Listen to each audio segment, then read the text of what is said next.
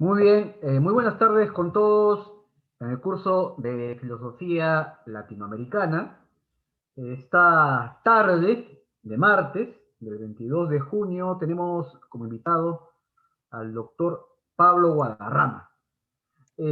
Pablo también es un amigo mío hace muchísimos años, tantos años que los primeros artículos de una revista que yo dirigía, y dirijo más bien, ya hace 16 años, 17, que se llama Solar.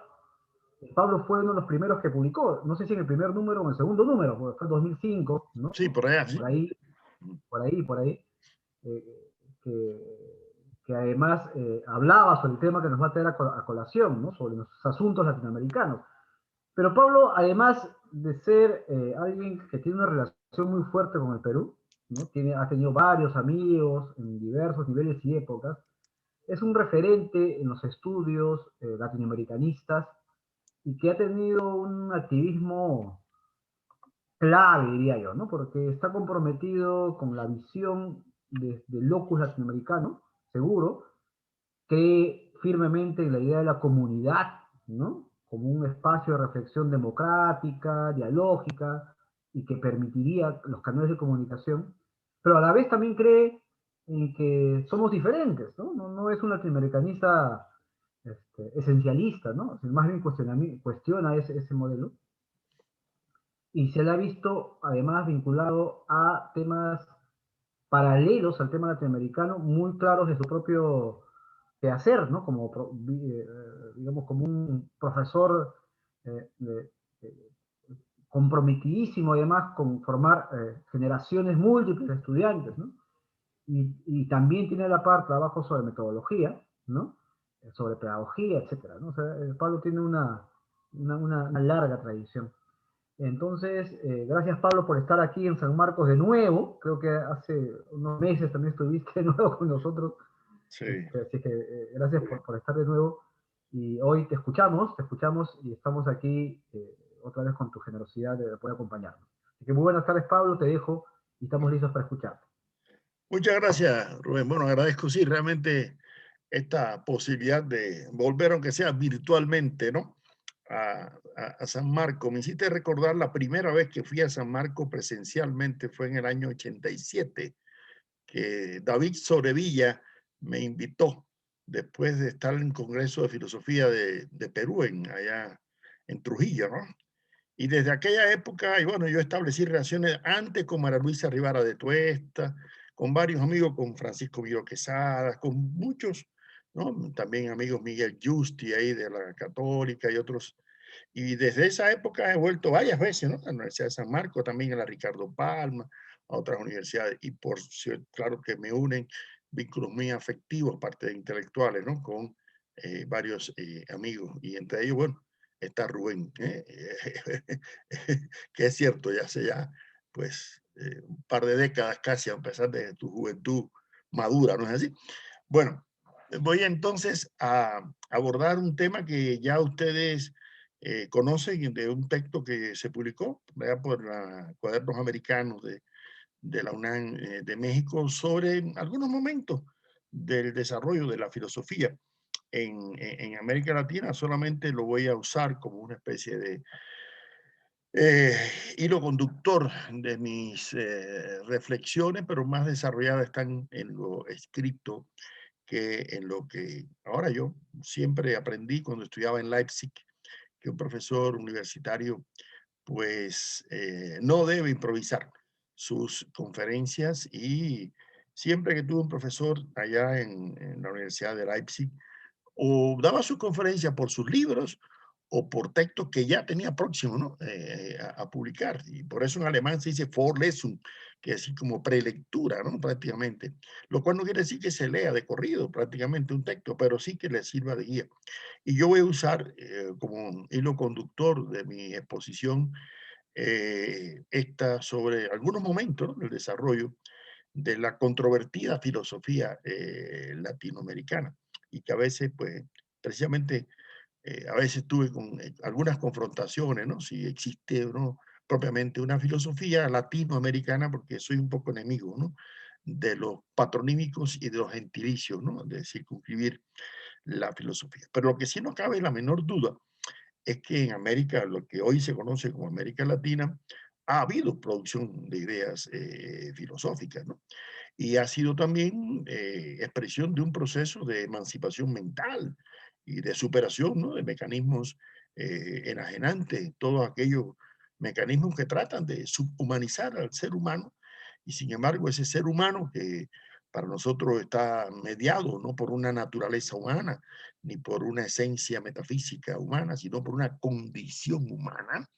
Y precisamente ahí María Luisa Rivara nos apoyó con el proyecto este de la condición humana en el pensamiento latinoamericano, y publicaron los 3 tomos ahí en el Fondo de Cultura Económica de Perú sobre el tema en el pensamiento peruano, porque nos oponemos a que exista una biológicamente sobredeterminada, ¿no? Naturaleza humana, ni algo de una entelequia de esencia humana, sino una condición histórica, concreta, circunstancial, contradictoria, ¿no? Condición humana. Pero lo cierto es que el hombre americano de nuestras tierras ha dialogado permanentemente con otras culturas. Sí, ha habido siempre un permanente proceso de transculturación, como diría Fernando Ortiz, ¿no? De intercambio, ¿no? Con otras culturas. Y eso incluso en las culturas, desde las culturas originarias, ¿no? Desde las culturas llamadas precolombinas, en que, como sabemos, si ya existían ellas, en algunas de ellas, como los incas, los mayas o los aztecas, en los más desarrollados, incluso en otros no tanto, también existía una estructura socioeconómica clasista. Eso quiere decir que tenían instituciones de una forma u otra política, no solamente religiosas, sino también incluso jurídicas, aunque estuvieran mediadas, ¿no?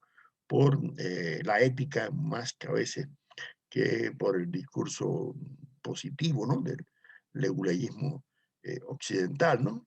Pero lo cierto es que siempre el ser humano en su latinoamericano en sus primeras manifestaciones se preocupó por su origen, en su cosmogonía, en su cosmogonía.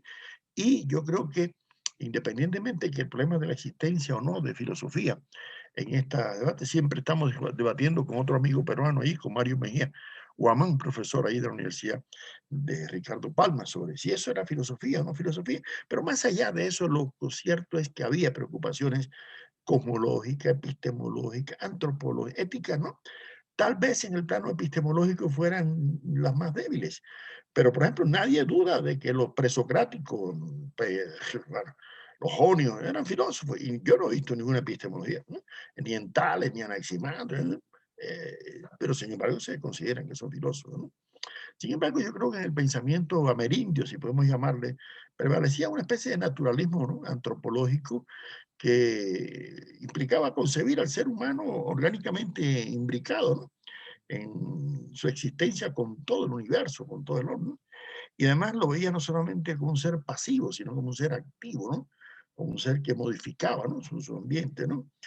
Y además lo veían con cierta consustancialidad, ¿no? Con la naturaleza, con los animales, con las plantas, con los ríos, con las montañas, ¿no?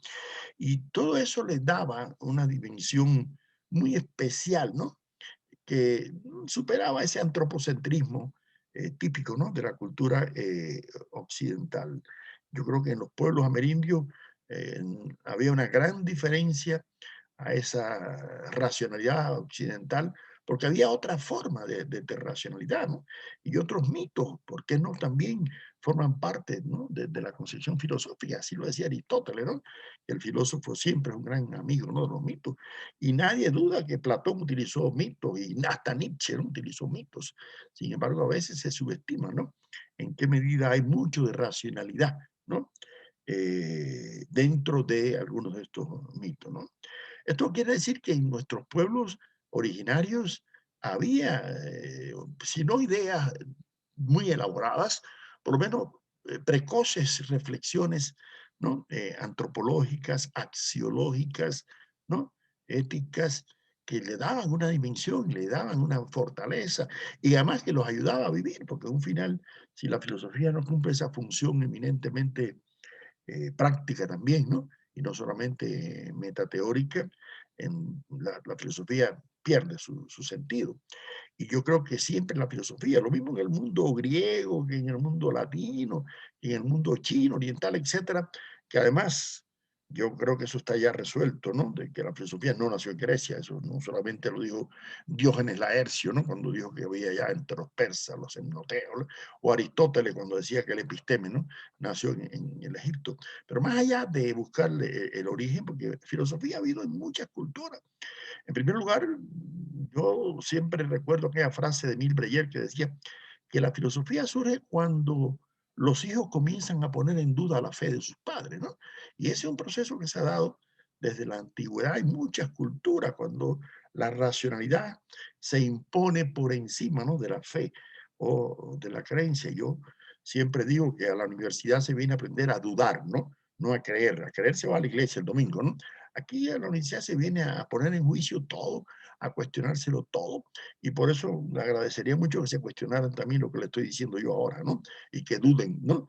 Y traten de superarnos, porque de lo contrario sería muy triste que las nuevas generaciones sean inferiores, ¿no?, a las viejas. Hay que aprender tanto de Confucio como de Sócrates, que el mejor maestro es el que reconoce la superioridad potencial de sus discípulos y contribuye a desarrollarla. Por eso yo creo que en América, que también fue cuna de utopía, como parece, inspiró hasta Tomás Moro, ¿no? Aquel marino que llegó y le contaba de sociedades muy idílicas, ¿no? O bueno, tantas ensayos de utopía como de los misioneros jesuitas, pues parece también que en América, ya incluso antes de la llegada de los conquistadores españoles, había determinadas ideas. Incluso hay muchos mitos de una especie de edad de oro en que los hombres eran hermanos, ¿no? Hay un mito maya que a mí me encanta, ¿no? Que habla de eso, ¿no? De que los hombres eran hermanos de los animales, hermanos de las plantas, hasta que empezaron, ¿no?, a traicionarlos y luego finalmente la naturaleza se recobró, ¿no?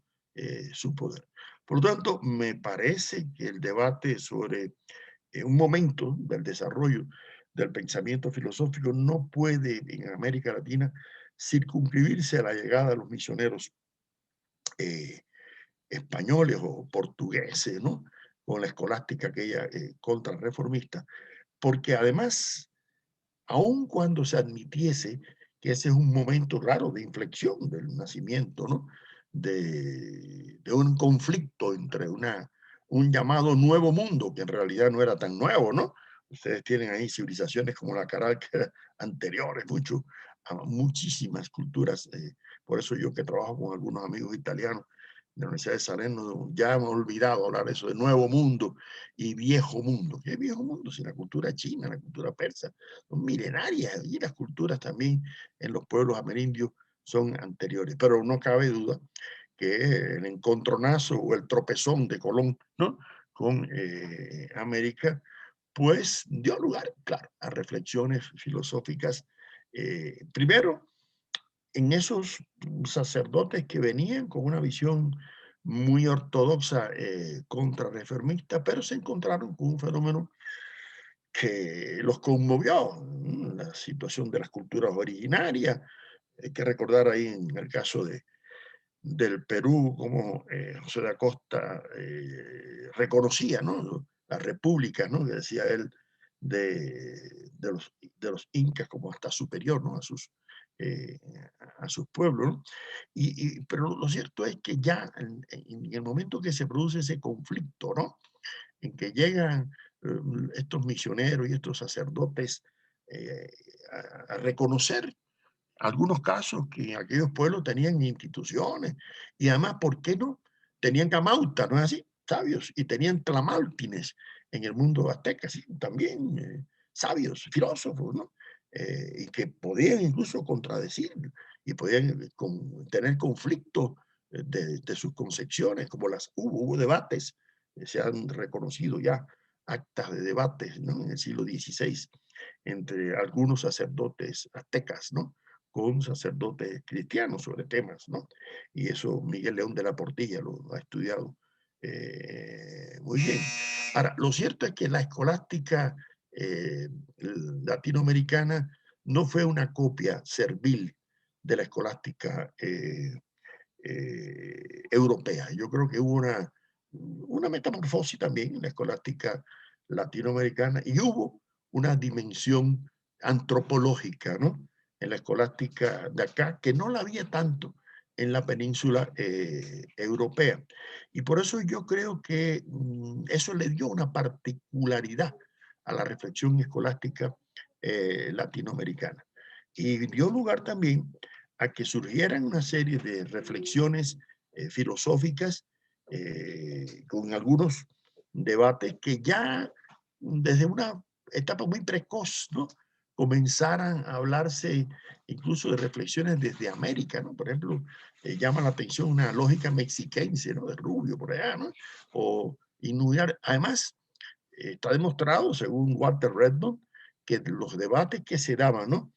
Ahí en la Universidad de San Marcos o en la Universidad de Santo Domingo o en la de Santa Fe, acá en Bogotá, por los siglos XVII, no tenían nada que envidiarle a algunos debates que se daban allá en París, que se daban en Roma, ¿no? Que se daban. Entonces, ¿qué quiere decir? Que la escolástica de acá no fue simplemente, ¿no? Y además hay una prueba testifical de esa riqueza, y es que muchos de los jesuitas que fueron expulsados de América llegaron a Europa y ocuparon incluso los planos de algunas cátedras, ¿no? Como el caso de Francisco Javier Clavijero, ¿no? Que llegó a ocupar una posición bastante destacada, ¿no? En Roma. Por lo tanto, eso demuestra que la formación cultural, que la formación educativa que tuvieron estos pueblos originarios y que tuvieron los criollos, pues además ese fue otro tema. Otro tema fue el conflicto que se presentó desde un primer momento entre esos criollos, por un lado, y el nacimiento de un pensamiento contestatario, ¿no? Y yo he sostenido y sigo insistiendo en que si algo se caracterizó la producción filosófica latinoamericana, ha sido una proyección contrahegemónica, ¿no? Una postura no solamente contestataria, sino también por una dimensión humanista, pero no de un humanismo abstracto, ¿no?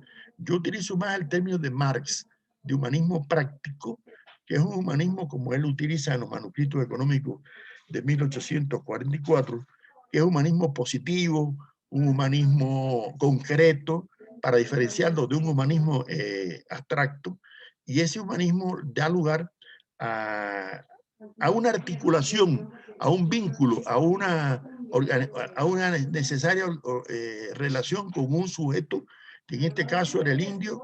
Por favor, les pido que hagan silencio, estoy dando una conferencia.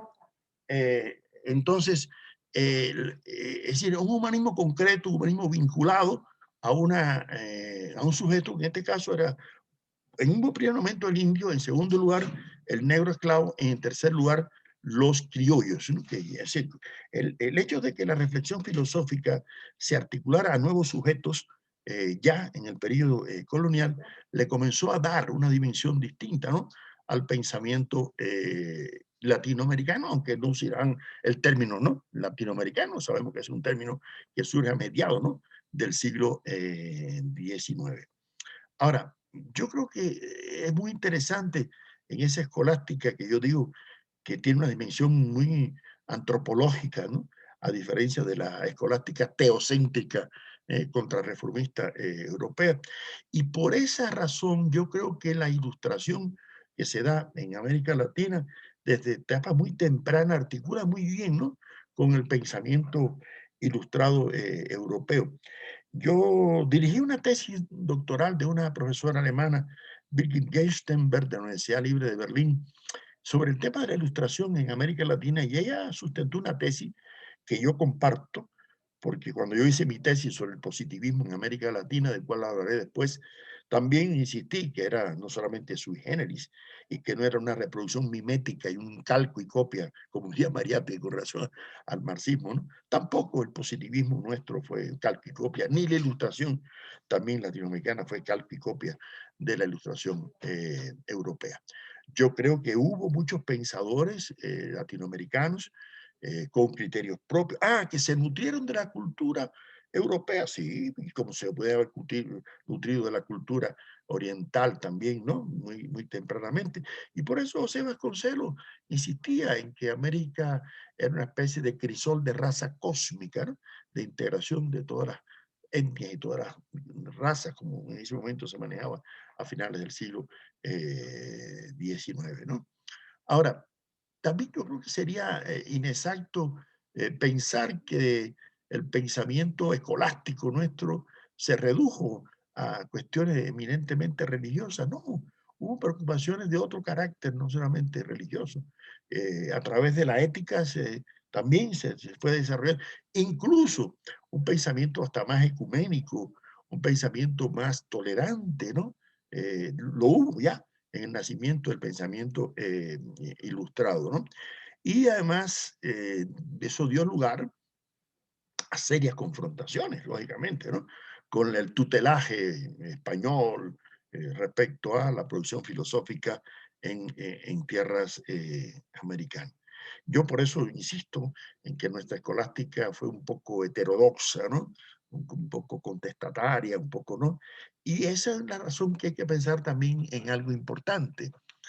Y es que nuestros pensadores en América Latina no solamente se nutrían de ideas provenientes de Europa, no, no, se nutrían también de las reflexiones políticas y sociales que emanaban de los conflictos internos, de las rebeliones de esclavos, de las rebeliones de indígenas como la de Tupac Amaru o de Tupac Katari, o de las revueltas de los negros en las Palenques, o de las insurrecciones también que hubo de criollos, ¿no?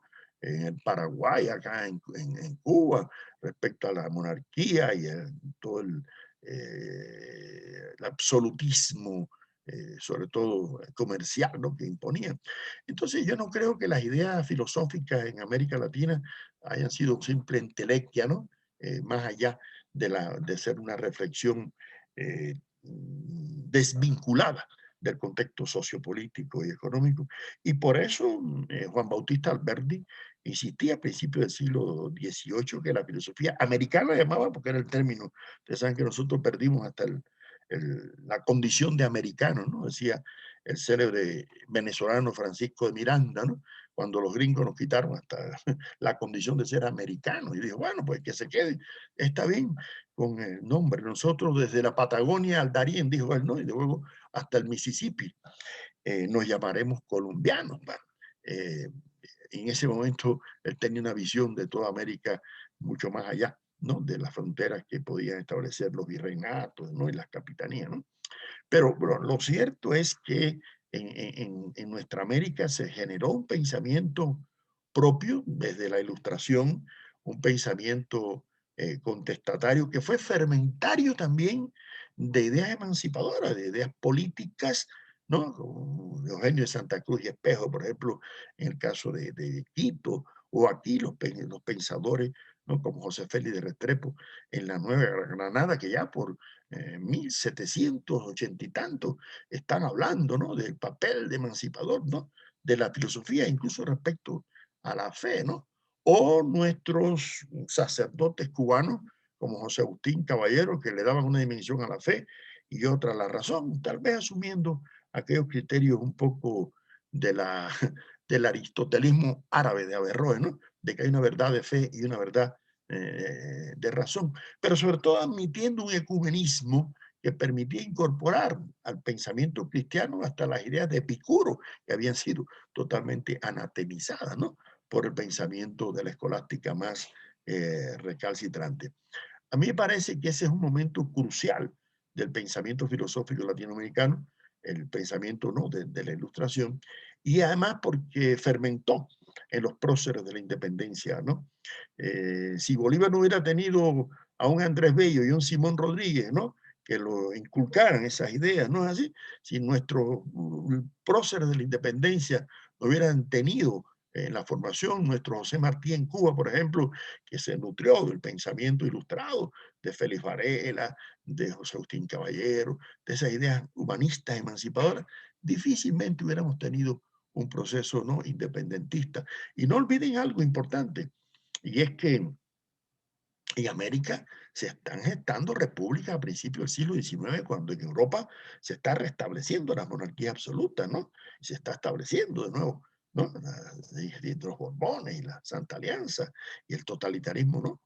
Napoleónico. Sin embargo, en América está surgiendo, independientemente de que la ideología conservadora se haya mantenido, y sobre todo los conservadores después de la independencia hayan mantenido su poder, pero lo cierto es que en América, una vez ya emancipada, aparece una serie de pensadores, algunos románticos, algunos espiritualistas, algunos precoces ya positivistas, como bueno, el caso de Juan Montalvo, por ejemplo, en Ecuador, o en el propio Andrés Bello, ¿no? Que no tiene nada que envidiarle, por supuesto, a Andrés Bello, a ningún ilustrado, ¿no? Lástima que, como me decía Leopoldo Sea, que le contaba el maestro José Gao, que qué lástima que no hubiera nacido en una aldea de Inglaterra, ¿no? Si no, Andrés Bello estaría al lado de John Locke, George Berkeley o David Hume, pero se jodió porque nació en Caracas y no podía estar dentro de los grandes empiristas, porque su obra filosófica no tiene nada que envidiarle, ¿no? A ninguno de los grandes del sensualismo europeo. Y así nos ha pasado con muchos pensadores de nuestra producción filosófica, que claro, se nutrieron de la cultura filosófica europea, norteamericana, pero también de las culturas de otros pueblos, ¿no? De las culturas amerindias. Incluso, hay que decir, ya ahorita hablamos de Schopenhauer, tanto Schopenhauer como Nietzsche e incluso Hegel admiraron también, ¿no? Las ideas filosóficas del mundo oriental.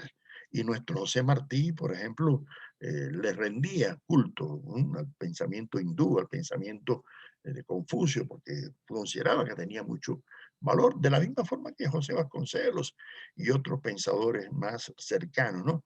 Que han reconocido la influencia de las culturas orientales, ¿no? Ahora, yo creo que el hecho de que nuestra América, como le llamó Martino, después de los procesos independentistas, haya tratado de buscar caminos propios, ¿no? Hacia un desarrollismo propio del periodo de la Revolución Industrial y tratando de crear una burguesía nacional y tratando de crear caminos democráticos propios, dio lugar a una serie de pensadores y de filósofos con mayúsculas, yo diría, y por eso yo no comparto la tesis de Francisco Romero, a quien admiro profundamente, ¿no? De que la normalidad filosófica comienza con la generación, ¿no? Del siglo XX, con Vasconcelos, Caso, Ferreira, Deusto, Molina, no. Entonces, ¿qué quiere decir? Que los pensadores anteriores no eran propiamente filósofos, nada, eso no es del todo acertado. Hubo también producción filosófica. Ah, otra cosa es la profesionalización de la filosofía, es otra cosa. Que anteriormente los filósofos hayan sido sacerdotes en el periodo de la colonia, que luego en la Ilustración comenzaron ya algunos a ser médicos, abogados, funcionarios, qué sé yo, esa es otra cosa. Y que la filosofía comenzara un proceso de profesionalización, de instrumentalización en la vida académica a finales del siglo XIX, a principios del siglo XX, bueno, ya eso es otra cuestión, pero eso no quiere decir que no hubiera producción filosófica, ¿no? Con anterioridad. Ahora, lo otro es lo siguiente, nuestros filósofos latinoamericanos, bueno, claro que vieron en el positivismo una filosofía que se oponía a la metafísica, a la escolástica, ¿no? Al oscurantismo medieval, que rendía un culto extraordinario a la ciencia, y lógicamente se sintieron seducidos, ¿no? Por ese pensamiento de nuestra modernidad. Y hubo pensadores precoces, que, como el caso de nuestro José La Luz y Caballero, que fue hasta alumno de Hegel, ¿no? Y que llegó a Cuba con ideas muy modernas, muy avanzadas, ¿no? O nuestro Enrique José Barona en Cuba, que llega a desarrollar toda una obra filosófica extraordinaria, con una lógica, una ética, una psicología, un pensamiento muy sistémico, muy integral. O un José Ingeniero, en el caso de Argentina. Sin embargo, ninguno de esos pensadores reprodujeron miméticamente ni a Comte ni a Spencer. Al contrario, confluyeron en algunas ideas, se nutrieron de algunas ideas estos pensadores, pero también disintieron, se enfrentaron, por ejemplo, el criterio de que la filosofía iba a desaparecer, porque con las ciencias naturales iba a desaparecer, ¿no? El pensamiento filosófico. Y esos son elementos que distinguen a nuestros positivistas, como distingue también el hecho de que sus criterios socialdarwinistas no los condujeran a posturas muy racistas. Que hay algunos secciones como un Alcides Arguedas por allá, por Bolivia, o un Domingo Faustino Sarmiento, pero esos son, digamos, como diría José Martí, el sol tiene mancha, ¿no? Los desagradecidos miran solamente las manchas y los agradecidos miran la luz. Yo creo que la huella del positivismo latinoamericano fue muy fuerte y jugó un papel muy progresista. Eso me costó trabajo, quiero decirle, defender mi primera tesis doctoral en Leipzig en 1980, una época en que un marxismo-leninismo muy dogmático consideraba que del positivismo no había nada que aprender. Y yo traté de demostrar que sí que había mucho que aprender y que hubo transformación de las ideas positivistas en América Latina y fue un pensamiento laico, progresista, naturalista, materialista, con un extraordinariamente anticlerical, un desarrollo a la educación laica y que jugó papel a la larga, ¿no? Muy favorable, ¿no?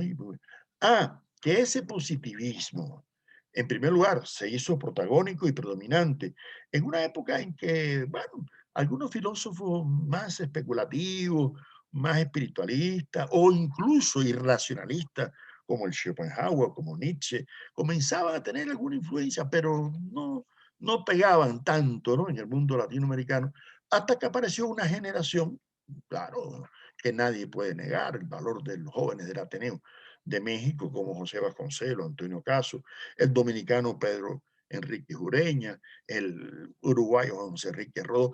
Sin embargo, todos se formaron bajo el positivismo. Y aunque criticaron el positivismo, como lo criticó también José Martí, que estudió filosofía allá en Zaragoza y fue profesor de filosofía en México y en Guatemala, sin embargo reconocían el valor del positivismo por haber sido un pensamiento emancipador, un pensamiento que emancipaba, ¿no? Del dominio todavía escolástico y de los rezagos, ¿no? Del espiritualismo y del eclecticismo, que era muy fuerte en algunos de nuestros países. Yo no dudo de que esa generación de principios del siglo XX, haya tenido una postura realmente digna de ser revalorizadora, ¿no? De las ideas filosóficas de los pueblos de Indoamérica, como le llamó incluso Vasconcelos, ¿no? Indoamérica, ¿no? Ya sabemos que desde el siglo XIX había un debate en cómo llamarnos, porque después que nos quitaron el nombre de americanos, ni Bolívar sabía cómo llamarnos, antes decía América, antes española, no se sabía, ¿no? Hasta que apareció el término de Latinoamérica, por allá por mediados del siglo XIX, ¿no? Con Francisco Bilbao, aquel chileno en París, o con José María Torres Caicedo, el colombiano, que también debatían si había una América Latina, pero ya en esa época estaba apareciendo el famoso panamericanismo, ¿no? De la doctrina Monroe, del America for Americans, por supuesto, para ellos, ¿no?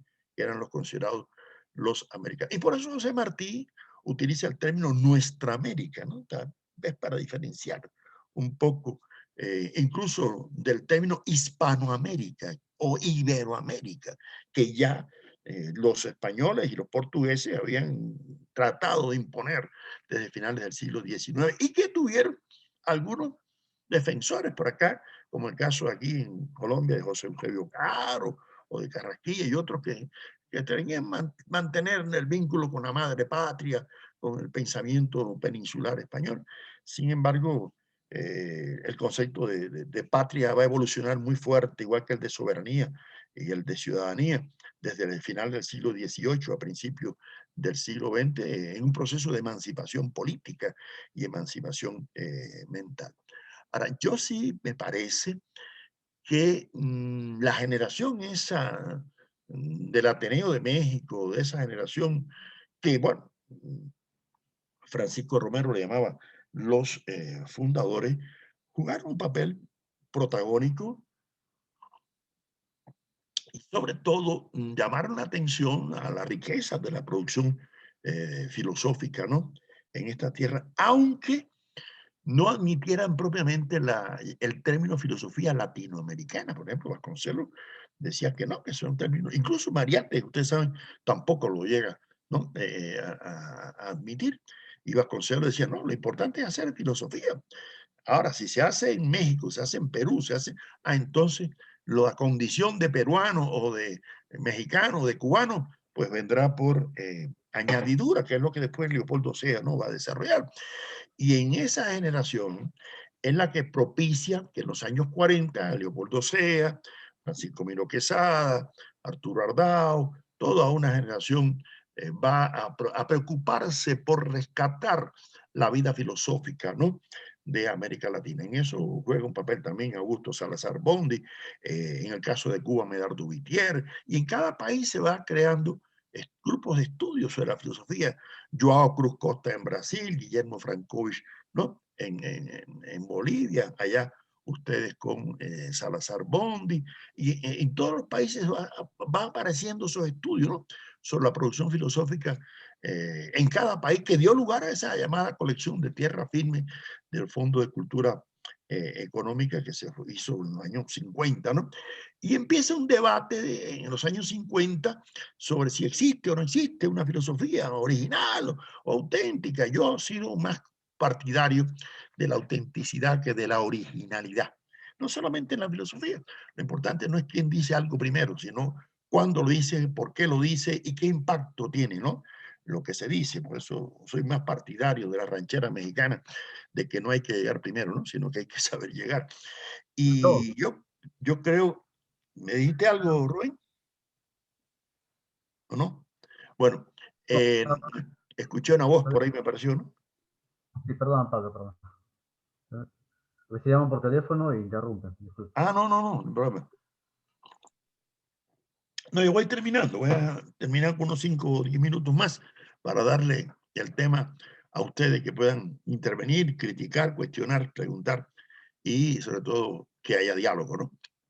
Entonces, yo creo que el debate que se dio, a mí Leopoldo Sea me decía que en los años, creo que fue 58, un congreso de filosofía que se dio en Caracas, se tomó el acuerdo de no hablar más del tema de la filosofía latinoamericana en ningún congreso.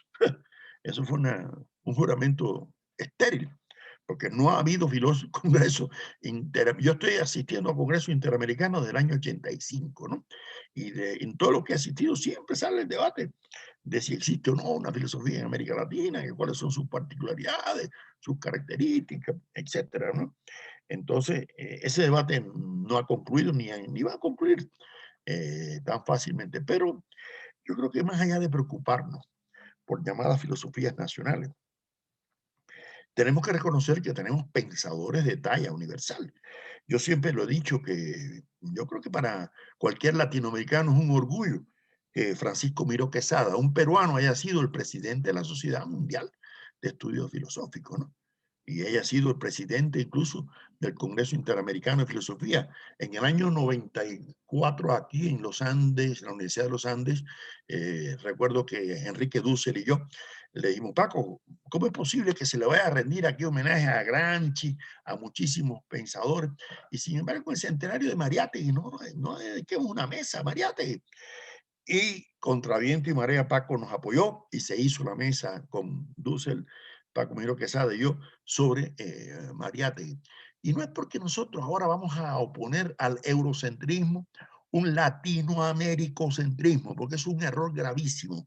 Eso es otro tipo de etnocentrismo. No, es sencillamente reconocer que tenemos pensadores. Mire, la semana pasada yo estuve toda una semana en un congreso ahí sobre Mariátegui, que se organizó en la Cátedra de Mariátegui de Lima, y yo creo que es muy lógico y correcto que le dediquemos a nuestros pensadores de talla, ¿no?, universal.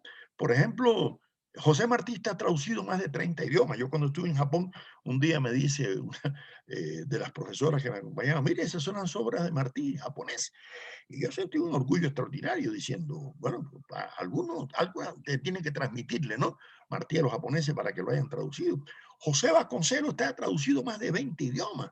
No quiero decirle, y a veces eso no se conoce, que autores latinoamericanos estén traducidos y se conozcan, ¿no?, en otras partes, ¿no? Ahora, no cabe duda de que hay mucho eurocentrismo en nuestras academias, universidades. Yo soy profesor aquí en la Universidad Nacional de Colombia, por ejemplo, ahora, después que me pensioné, aunque sigo siendo en Cuba profesor emérito en mi universidad. Ya de los años 80 creamos una cátedra de pensamiento latinoamericano, pero aquí ha costado sangre, sudor y lágrimas, ¿no? Que admitan que existe pensamiento filosófico en Colombia. Porque además hay mucha gente que hace filosofía para estar pensando qué dijo Heidegger cuando dijo qué. Ya para mí eso no es filosofía, eso es filología, si ustedes quieren, ¿no? Y creo que en los últimos años, sobre todo a finales del siglo pasado, ya comenzó a darse cierto reconocimiento a la producción intelectual filosófica latinoamericana. Y además que hubiera un poquito más de tolerancia y un poquito más de reconocimiento del contenido epistémico de distintas posturas filosóficas. Tal vez me decían a mí, Miro Quesada, y me decían, sea que en los años 50, 60 era imposible sentar en una misma mesa, ¿no? A un fenomenólogo con un marxista, con un analítico, con un no, irracionalista. Sin embargo, eso hoy en día es muy común, es una cosa muy normal. ¿Por qué? Porque hoy en día hay un diálogo filosófico mucho más abierto, mucho más tolerante, mucho más, ¿no? Y yo creo que América también ha generado pensadores muy preocupados por los temas como la liberación, que entre paréntesis tuvo su génesis también en las preocupaciones de Salazar Bondi sobre la dominación, ¿no? Y hoy en día que exista una filosofía llamada de la liberación, independientemente del término, porque Vasconcelos habló también de filosofía de la liberación en 1925, o Antonio Labriola, el maestro de Gancha, hablaba de que el marxismo es una filosofía de la liberación, pero no cabe duda que es una corriente llamada filosofía de la liberación que surgió en los años 70 en Argentina y que ha tenido un determinado protagonismo, igual que la teología de la liberación o la teoría de la dependencia. O sea que América ha generado algunos movimientos intelectuales de cierto corte de reconocido, ¿no?, prestigio intelectual. Y hoy en día, o sea, en la actualidad, creo que la producción filosófica latinoamericana se ha ido enriqueciendo, es muy versátil, es muy diversa, además de que se han incrementado las facultades de filosofía, las revistas de filosofía, los congresos de filosofía, las instituciones propician. O sea que hoy en día la vida filosófica latinoamericana tiene una riqueza, ¿no?, extraordinaria, y que hay una gran preocupación y también interés en Europa, en Estados Unidos, en el mundo asiático, por la vida filosófica latinoamericana. Eso es un signo también de madurez y de enriquecimiento, ¿no?, y de reconocimiento de que también en América Latina ha habido pensadores que podemos pensar con cabeza propia. Y yo creo que ustedes, la nueva generación que está surgiendo, esa es la tarea más importante, ¿no? Pensar con cabeza propia, nutrirse de todas las corrientes que vengan de donde vengan y buscar los núcleos racionales, como diría Lenin, ¿no?, que hay que encontrar en cualquier pensador, aunque sea burgués, porque decía Lenin a su esposa Nadezhda Konstantinoya Krupskaya, decía, es que eran honestos, ilustrados burgueses, convencidos, ¿no?, de sus ideas. Y otra cosa, y con esto voy a terminar, yo creo que en la vida filosófica hay que diferenciar también entre las posturas filosóficas y las posturas ideológicas, que aunque haya cierta confluencia, también hay serias divergencias. Y yo creo que los que cultivamos las filosofías, independientemente que tengamos una ideología, porque todos la tenemos, ¿no es así? Pero no nos debemos arrastrar por las ideologías para aplastar, ¿no?, a las filosofías, no. Y yo creo que tenemos el deber de reconocer en otras posturas filosóficas, y esto no es ningún tipo de eclecticismo, tal vez sería electivismo en el sentido de los jesuitas mexicanos del 18, sino valorar la racionalidad que hay en distintas corrientes filosóficas y no dejarnos arrastrar por sectarismo ideológico en las reflexiones de corte filosófico. Bueno, estas son, así, a grosso modo, algunas de las reflexiones que quería transmitirle. En el texto están tal vez mejor organizadas las ideas, así que tienen ustedes la palabra ahora para protestar, intervenir, comentar, criticar, cuestionar o preguntar.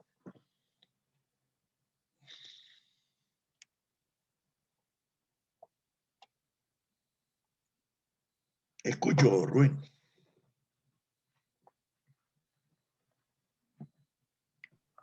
Estoy hablando otra vez con el micro apagado.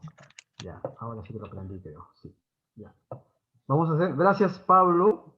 ¿Me están escuchando? Ahora ¿No? sí, sí, sí, lo escuchamos. Ahora sí. Ya, ya. Entonces, vamos a empezar a dar la palabra a Frank primero. Hacemos un primer grupo que queda lo siguiente: Frank, Jeremy, Lucero, Felipe y Melanie. Este es el primer grupo de 5 y luego hacemos 5 más, ¿de acuerdo? Los que van ya culminando dejan, o sea, ya no suban la mano para que un segundo grupo de compañeros puedan preguntar. Cada uno hacemos las preguntas y los primeros 5, el conjunto de las preguntas lo responde Pablo, para que no sea individual, Pues, ¿ya? Entonces, Fran, profesor, Jeremy, disculpe, Lucero, Felipe. ¿dónde se levanta la mano? No encuentro. Hay un link, hay debe aparecerte a ti como espectador una parte en la que hay una manito, un icono de manito. ¿Ya? En todo caso, por interno, por favor, ayuden a Jerry. Ya Fran, Jeremy, Lucero, Felipe y Melanie, primer grupo. ¿Ya? Sus preguntas primero. Te escuchamos, por favor, en este orden. Sí, profesor. Buenas tardes, y también buenas tardes al Un ponente. segundo, un segundo. Pablo, ¿nos estás escuchando? Sí, lo escucho muy bien. A Fran Gonzalo, ¿no? Perfecto. Correcto, listo. Comenzamos, Fran. Muchas gracias, por el pase. Me En gustaría realidad que yo tenía... encendiera la cámara cuando se comunican conmigo para por lo menos verles la cara, ¿no? Porque es muy triste solamente ver un cartelito, un nombre ahí, parece esto una cosa, una sesión de espiritista, ¿no? Fulano, estás ahí, ¿no? Llamando el alma, ¿no? Sí, en este caso expreso las disculpas, no voy a poder encender la cámara por un problema técnico. Bueno, los que puedan que enciendan la cámara. Claro, muchas gracias. Bien, en realidad yo tenía una pregunta, ¿no? Me pareció muy interesante la exposición acerca de, bueno, de la escolástica, también del positivismo y del pensamiento propiamente latinoamericano que se quiere tener, ¿no? Pero mi pregunta era en base a los ejes en los cuales se desenvuelve este pensamiento latinoamericano propiamente. Bueno, algunos quieren deslindar, ¿no? Ya no decirle latinoamericano, sino meramente hispanoamericano, de los países que han estado bajo el yugo español, entre otros, ¿no?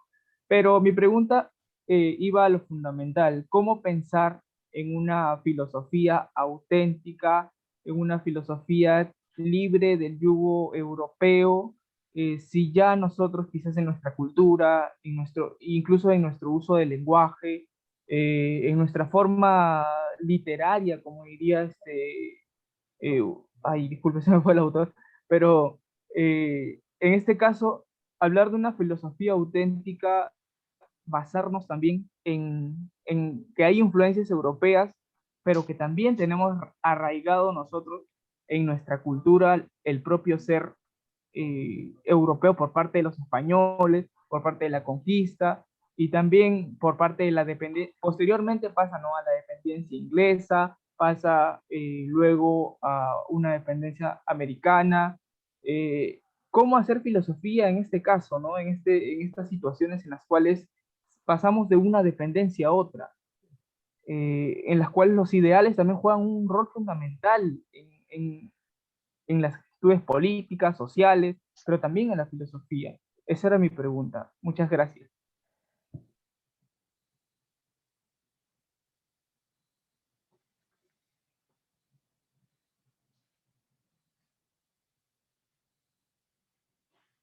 ¿Quién es el próximo? Jeremy, por favor, todo lo que les ha indicado, inmediatamente hacen las preguntas. Sí, profesor. Disculpe. Bueno, buenas tardes, doctor Pablo Guadarrama. Buenas tardes, Primero, Jeremy. muchas gracias por esta ponencia. Ha sido demasiado interesante.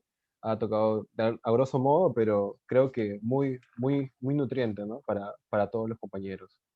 Y bueno, mi duda, entre todo, es sobre esta afirmación de que nuestra filosofía tiene una característica como, digamos, de corte contestatario con lo hegemónico. O sea, ¿en qué sentido o cómo se tejería, ¿no?, esta, digamos, intención, esta disposición propia de Latinoamérica que muchas veces en Europa no se encuentra o se encuentra digamos, a veces de escasa manera, ¿no? Y cómo se va tejiendo esto, sobre todo en el siglo XX, ¿no? En qué autores, por ejemplo, logran aún mantener en el siglo XX, o incluso se podría decir en estos días, ese espíritu, ¿no? O es que acaso ese espíritu ya se está perdiendo. Esa es más o menos mi pregunta, ¿no?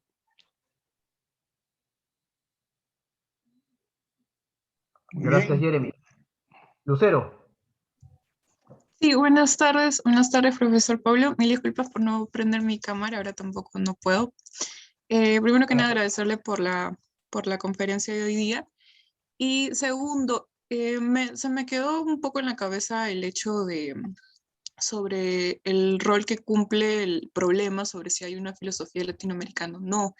Entonces, se podría, por así decirlo, dejar de lado, pasar para un tercer o cuarto plano este problema, por así decirlo, y concentrarnos mucho más en la producción, porque tal como comentaba, justo la generación de los fundadores, por así decirlo, de la filosofía aquí, hacían filosofía, pero a la vez estaban en contra, por así decirlo, de adoptarle con el término de filosofía latinoamericana. Entonces, esto no sería, primero que nada, una paradoja, por así decirlo. Y segundo, como ya preguntaba, si se podría dejar de lado y como que caer en absurdos al momento de preguntarnos si es que hay o no hay. No pasaría mucho más allá hacia la producción y rescatar mucho más la autenticidad que comentaba. Gracias. Muy bien. Gracias, Lucero. Felipe, te escuchamos. Profesor, buenas tardes nuevamente. Bueno, mi pregunta está bastante relacionada con lo que decía Jeremy. Se entiende dentro de su exposición que existe una especie de relación casi sustancial entre la postura contestataria, como si la filosofía latinoamericana tuviera el rol siempre de contestar a corrientes o que surgen a razón de la imposición de la conquista, o que surgen, me refiero con ese punto a pues el tema de la esclavitud y el racismo y la recuperación de las posturas indígenas, o a continuar con ciertas cuestiones como usted bien menciona, relacionadas a la ilustración.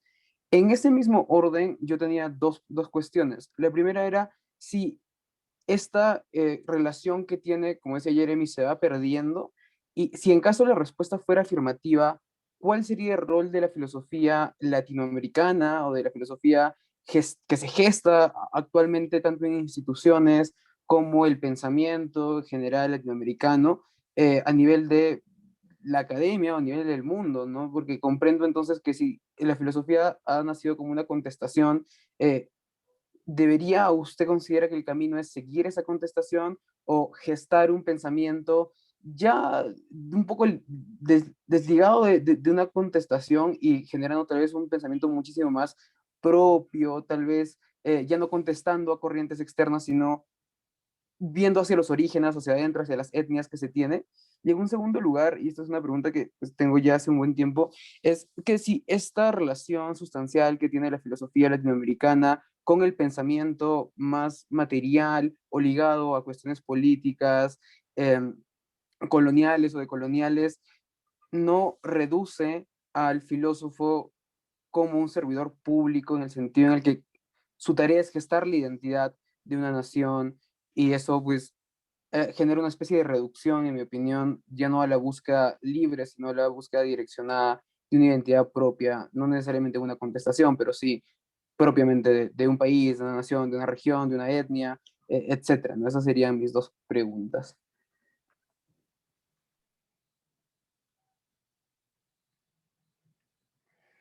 Falta uno Melanie, te entonces, escuchamos. Bruno. Sí, terminamos con Melanie Sí. y luego Pablo, te damos para que puedas responder. Ok, ¿se me escucha? Sí. Sí, te Ya. escuchamos bien. Ok, Melanie. buenas tardes. Lamentablemente tampoco voy a poder encender mi cámara por cuestiones externas. En primer lugar, buenas tardes al ponente y agradecer por su aporte el día de hoy. Mi pregunta es bastante precisa. ¿Cuál es su opinión acerca de la tesis de instrumentalización que sostienen filósofos como la reconocida filósofa chilena Cecilia Sánchez, e inclusive Leopoldo Sea, en torno a la idea de que se toma prestado parte de la filosofía europea para desarrollar nuevos conocimientos acoplados a los intereses y necesidades de cada nación. Esta tesis de la instrumentalización generaría una desvalorización de la filosofía latinoamericana, o sea, en otras palabras, es más significativo y trascendental que los conocimientos que sirven como base para producir nuevos conceptos tengan como procedencia las propias filosofías nacionales de Latinoamérica. Gracias.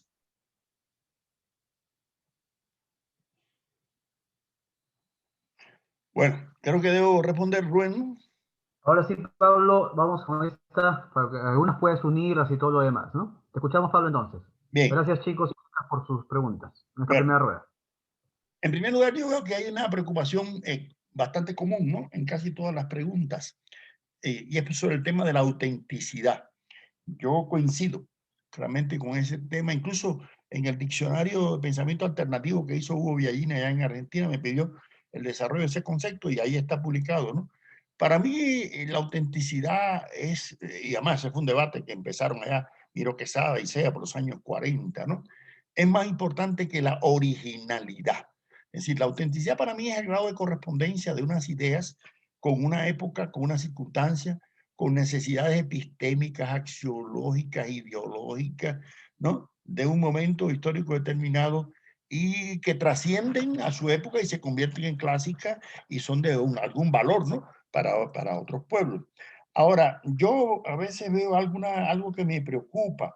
Por ejemplo, cuando Frank Gonzalo decía, ¿no?, cómo hacer una filosofía libre del yugo europeo.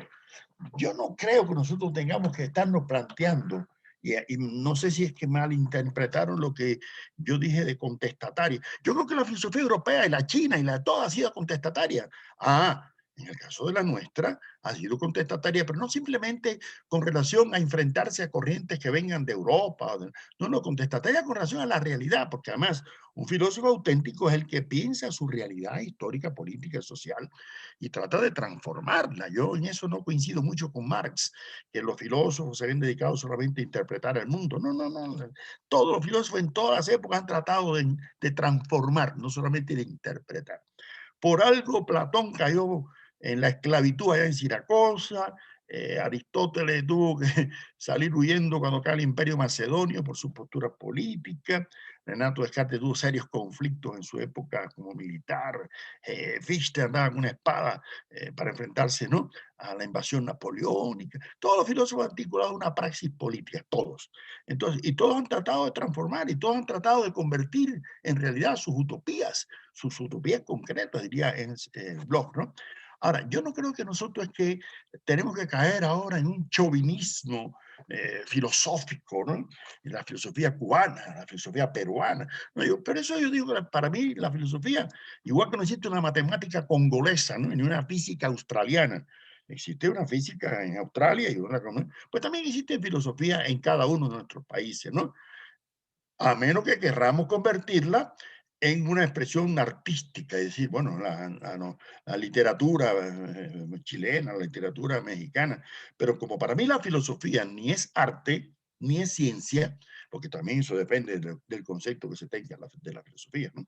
Para mí la filosofía, primero, no es una ciencia, porque se nutre del saber científico, pero también se nutre de la doxa, dirían los griegos, ¿no?, de la opinión, se nutre de las artes, de la literatura, se nutre de la religión, se nutre de muchas esferas de la espiritualidad humana, pero para tomar un distanciamiento crítico, sobre todo con un argumento racional, y también para enfrentarse a las ideologías, porque si las ideologías son también concepciones del mundo y de la vida, ¿no?, cuya argumento fundamental es quien detenta el poder, ¿no?, basa su razón en el poder. La filosofía al revés, basa su poder en la razón, ¿no? Y por eso, cuando por ahí se dice que una mentira repetida 1000 veces se convierte en verdad, bueno, epistemológicamente eso es falso. Pero ideológicamente funciona y juega, ¿no?, un papel, sobre todo por los que tengan los medios de comunicación, o los medios políticos, los medios militares, o los medios religiosos, o cualquier medio, ¿no?, de cooptación de manipulación, en este caso de las conciencias. Yo no creo que nosotros tenemos que asumir una postura de enfrentar, ya lo dije, ¿no?, al eurocentrismo, hablando desde un latinoamericocentrismo, un peruanocentrismo, un cubanocentrismo. No, no, yo creo que nosotros tenemos que nutrirnos de toda la cultura filosófica universal, donde venga, de todas las épocas y de la antigüedad. Hay que miren, yo cuando estudiaba en Leipzig aprendí algo de Federico Engels que me llamó mucho la atención. Yo era un estudiante, ¿no?, 71, 72 por ahí, y recuerdo una frase que a mí nunca se me ha olvidado, que de Engels se maneja poco. Engels decía: la inteligencia es una cualidad fisiológica, igual que la fortaleza es al músculo. Y el músculo, si no se ejercita, se atrofia. La inteligencia, si no se ejercita, se atrofia. Y la mejor forma de ejercitar la inteligencia, decía Engels, es estudiando la historia universal de la filosofía. Pero no para buscar en qué se equivocaron los filósofos de la antigüedad, o del medioevo, o de la modernidad. No. Es para ver qué problemas de su época se plantearon, cómo los resolvieron, qué métodos utilizaron, y cómo aportaron algo nuevo con relación a sus antecesores. Así se debe estudiar la historia del pensamiento. Venga de donde venga, de la China, de donde sea, ¿no?, de Europa, o de Norteamérica, ¿no?, o de los pueblos originarios incluso. Entonces nosotros no podemos caer en un sectarismo patriotero, porque eso daña la filosofía. Nosotros no podemos renegar. Además, señores, en cierta forma nosotros pertenecemos a la cultura occidental, gústenos o no nos guste. En el año 97 yo fui invitado a dar un curso en la Universidad Pompeu Fabra de Barcelona, de 4 meses. Me pidieron si podía hablar de la huella filosófica de Europa y de España en América. Le dije, con una condición: que me permitan hablar de la huella de América en Europa y en España, no solamente de allá para acá, sino también de aquí para allá. Y por eso comparto el criterio del cubano Fernando Ortiz, de que ha habido un proceso permanente de transculturación, de imbricación de la cultura desde la antigüedad hasta nuestros días, y no de acculturation, como Borislav Malinowski le quiso impugnar. Y Malinowski se fue a La Habana en el año 28, estuvo un mes reunido con Fernando Ortiz, salió diciendo que a partir de ese momento sería un defensor del concepto de la transculturación. Y eso pasa también, y por eso no me agrada mucho el término interculturalidad. Prefiero el de transculturación, porque me parece que, como diría Ortiz, cada hijo tiene genes de la madre y del padre, pero es distinto cada hijo y genera, ¿no?, su propia genética. Y pasa lo mismo con las ideas. Entonces, primero, yo creo que nosotros no podemos, primero, reducir, ¿no?, la filosofía nuestra a que sea una contestación, ¿no?, entonces, si no, vamos a estar siempre como catcher, como decimos en el béisbol, ¿no?, como receptores, a ver qué viene. No. Yo creo que también en el pensamiento latinoamericano hay pitchers, hay lanzadores, ¿no es así? Y no tenemos que estar esperando porque vengan corrientes, ¿no?, que si llega el posmodernismo, que si llega el enfoque de colonial, para entrar en la moda. No. Yo creo que nosotros, la labor de la filosofía, o del que aspire a ser filósofo, es reflexionar sobre su propia realidad, sobre su mundo, sobre su contexto, y tratar de que sus reflexiones tengan la mayor validez universal, siempre y cuando se corresponda con una situación histórica, ¿no?, particular situada. Y yo creo que hay muchos pensadores, no voy a ponerme a dar nombres aquí ahora, porque no terminaría nunca, de la cantidad de autores latinoamericanos, ¿no? El libro de Enrique Dussel sobre la filosofía desde el siglo XIII, incluso habla él, ¿no?, hablando del pensamiento amerindio, ¿no? Hoy muchos autores que demuestran que hay una producción filosófica en América Latina extraordinaria, ¿no? Y no solamente grandes figuras como un Mario Bunge. Por ejemplo, yo fui alumno de Mario Bunge, un curso de epistemología en la Universidad de La Habana en el año 82, fue, ¿no? Sí. Y bueno, Bunge ha discutido con todo, con Popper, con Habermas, con Russell, con los grandes analíticos y neopositivistas de su tiempo, ¿no? ¿Quién le va a negar que un argentino, por muy porteño, ¿no?, que ha sido, no tenga un reconocimiento, ¿no? Mundial, o lo tenga Enrique Dussel, o lo tenga Miro Quesada, o lo tenga Leopoldo Sea, para hablar de los más recientes, ¿no? Pero de igual forma se podría hablar, ¿no? De otros pensadores anteriores. Ahora, si hay que dejar de lado, bueno, yo coincido con Lucero, que ese no debe ser el problema principal del filosofar en América Latina. Yo no creo que debemos estarnos desgastando constantemente para demostrar que sí hacemos filosofía. No, no, no. Lo que tenemos que hacer, como decía Kant, es enseñar a filosofar, no a enseñar filosofías. Y filosofar es cuestionar, filosofar es someter, porque la filosofía tiene muchas funciones. Yo en un libro que se publicó aquí en la Universidad de Santo Tomás, sobre la función, hablo de las 10 funciones, pienso yo, después he ido agregando 2 más en este libro, ¿no?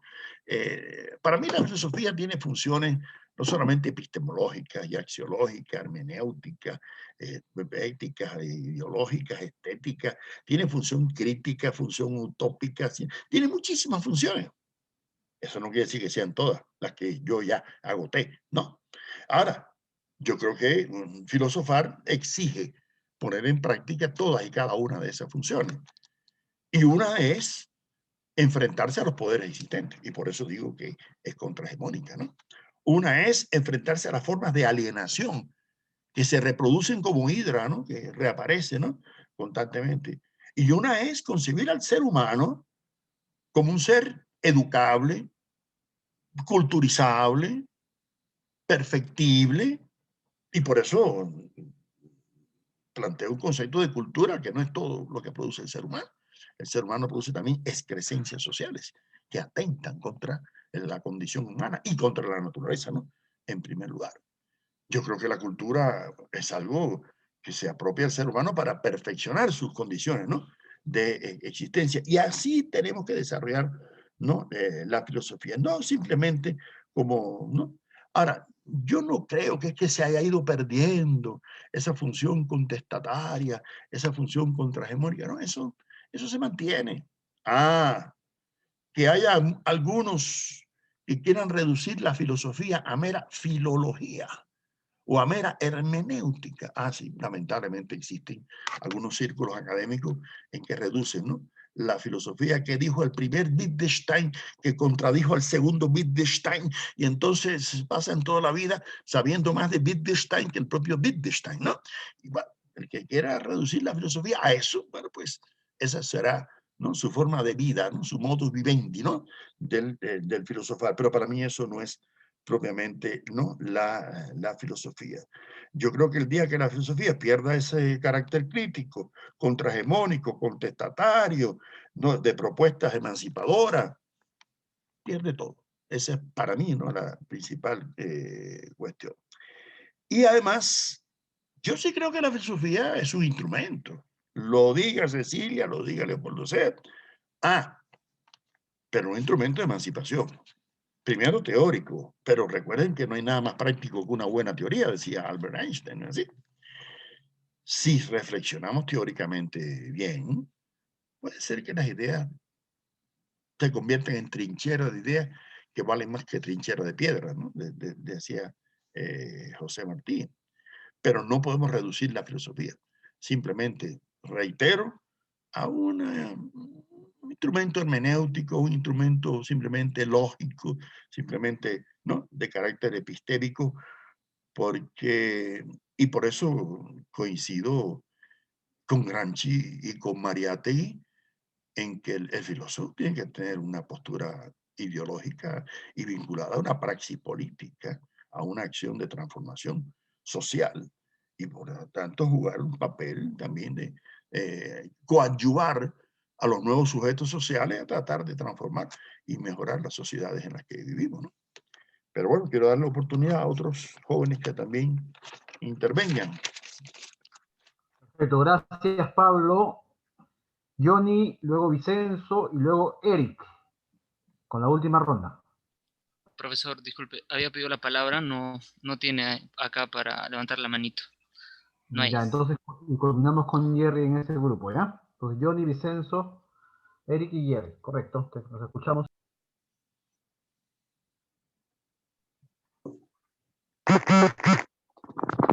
Buenas tardes, ¿me escuchan? Buenas tardes, sí, bien, Johnny. Gracias, profesor, doctor Pablo Guadarrama, muy esclarecedora su ponencia. Mi pregunta es una pregunta puntual, es con respecto a la última parte de su ponencia sobre las posturas, que había dos tipos de posturas, la filosófica y la ideológica.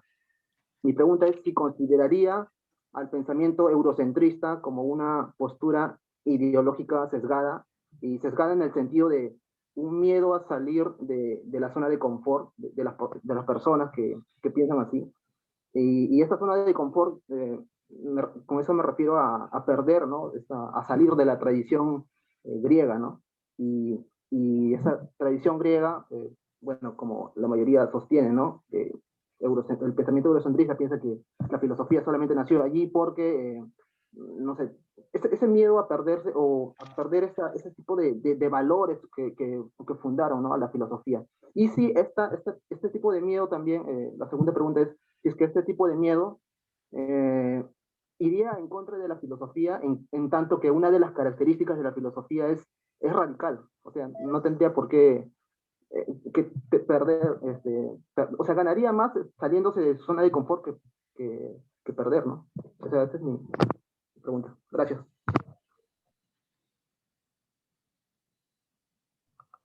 Escuchamos, Eric. Vicenzo, perdón, Vicenzo.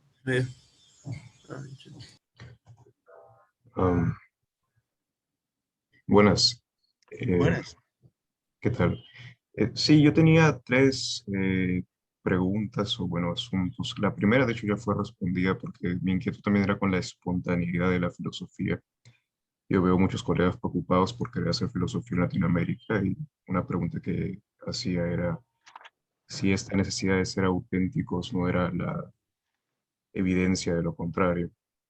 Eh, por otro lado, bueno, me preguntaba, a diferencia de los egipcios, los sumerios, los fenicios, si el papel de la visión en la cultura griega no ha sido algo clave para hablar de la filosofía.